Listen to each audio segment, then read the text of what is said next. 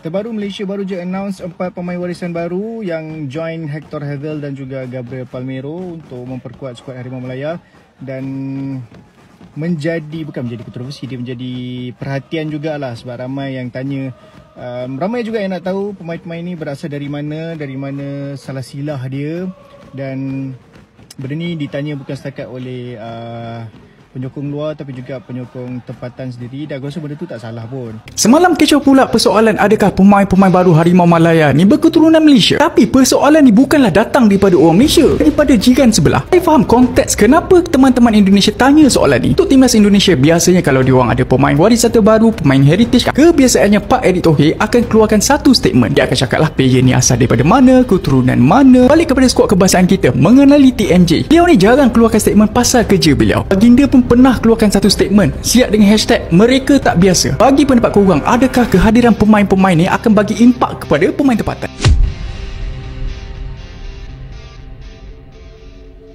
Suporter Malaysia sendiri mempertanyakan proses naturalisasi pemain baru yang dilakukan oleh Federasi Sepak Bola Malaysia. Mereka mempertanyakan asal-usul dan hubungan darah pemain naturalisasi dengan Malaysia, terutama pemain yang berasal dari Eropa dan Amerika Latin. Banyak yang menduga bahwa Malaysia melakukan naturalisasi palsu untuk mendapatkan keunggulan dalam kualifikasi Piala Asia 2027.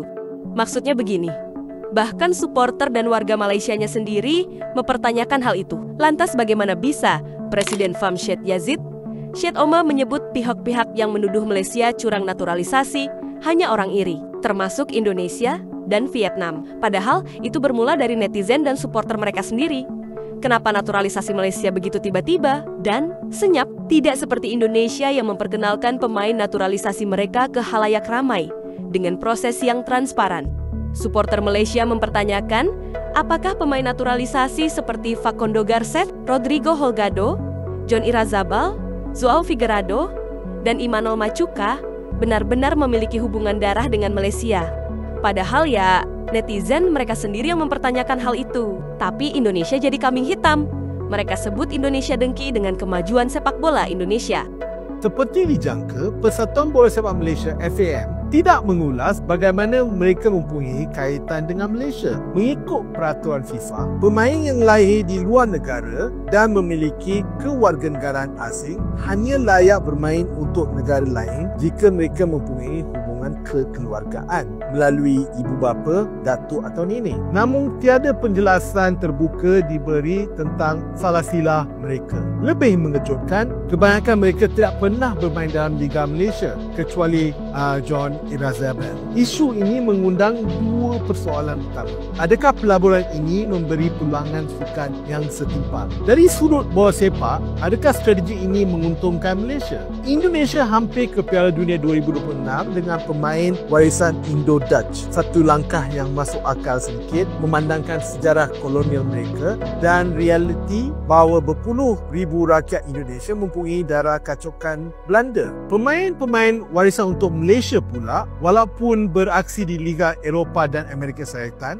bukan antara bintang utama di sana. Negara-negara seperti Jepun, Korea Selatan, Arab Saudi dan Iran mempunyai pemain yang benar-benar elit dan lahir serta dibentuk dalam sistem bola sepak mereka sendiri.